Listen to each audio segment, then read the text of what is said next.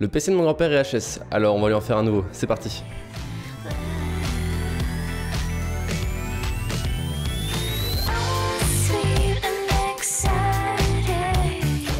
Alors tout d'abord on est parti sur un Core i5 10400F, un super processeur 6 cœurs 12 threads pour environ 160 balles sur Amazon. Comme ça il n'y aura aucun problème pour faire tourner son PC jusque dans les 10 autres prochaines années. Pour le refroidir on a opté pour un Be Quiet Pure Rock de Black.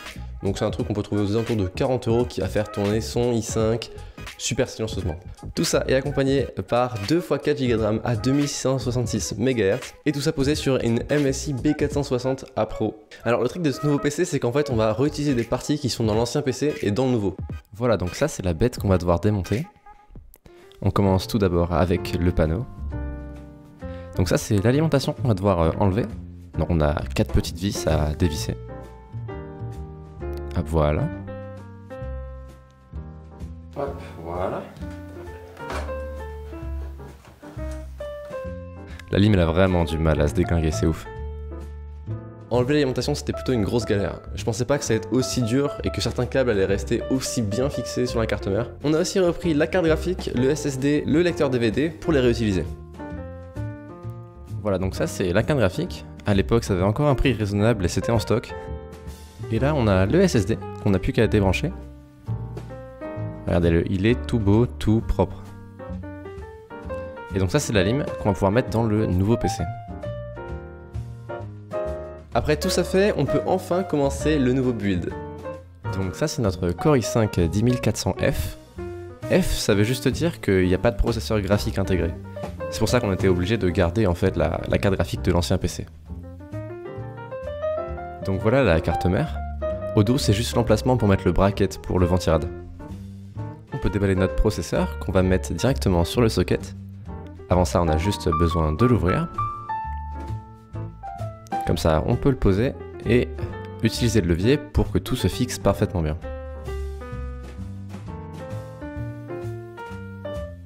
On a aussi notre SSD en M.2 à pas oublier.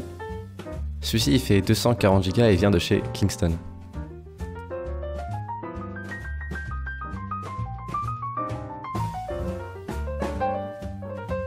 Voilà, parfait. Maintenant on a juste à préparer le bracket pour le ventirad. Alors c'est un peu chiant, faut mettre 4 vis dans chacun des trous avec un petit ring par dessus.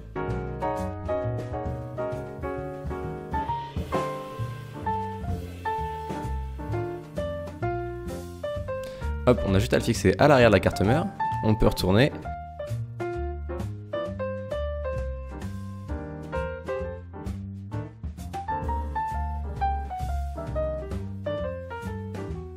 Et voilà notre ventirad.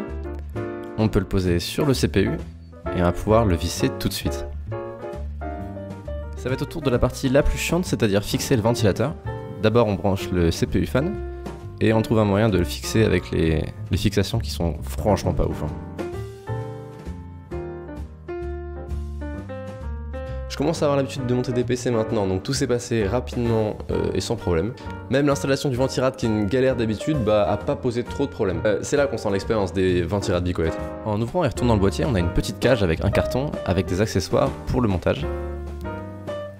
Entre autres, ce qu'il y a dedans c'est juste des fixations pour serrer les câbles et 2-3 petits trucs pour les entretoises. Après avoir ouvert le nouveau boîtier, on peut commencer directement par l'installation du lecteur DVD.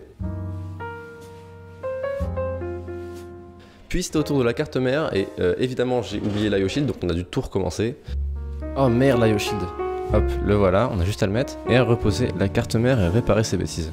Une fois installé, on a pu s'attaquer à l'alimentation, tout s'est passé de façon simple et directe. En gros c'est le même process que du démontage sauf que là il faut visser les vis au lieu de les dévisser. Hop, le 24 pins. Et on a rencontré une petite surprise au moment de brancher le connecteur CPU. Le connecteur CPU de l'alimentation fait que 4 pins et sur la carte mère il y avait bien 6 ou 8 pins. Alors on a eu un peu peur au début mais on a prié pour que ça se passe bien et il n'y a pas eu de problème.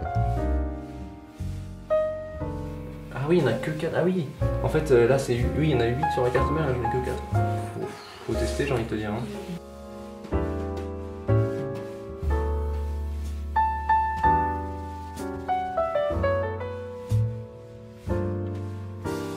A la fin, il restait plus qu'à brancher la carte graphique et le PC est terminé. Du coup, on dévisse le slot correspondant. On a juste à prendre la carte graphique et la mettre dans son port. Et revisser. Donc ça c'est la clé USB qui contient l'installeur de Windows 11. Donc en fait on a démonté le premier PC, monté le deuxième et installé Windows en à peu près moins de 2 heures. Ce qui est franchement un nouveau record à battre maintenant. Hein. Simplement n'oubliez pas d'activer le TPM 2.0 dans le BIOS de la carte mère avant d'installer Windows. Non, on s'est fait avoir donc je vous le dis. Likez la vidéo si elle vous plaît et abonnez-vous. Et on se voit dans la prochaine. Ciao.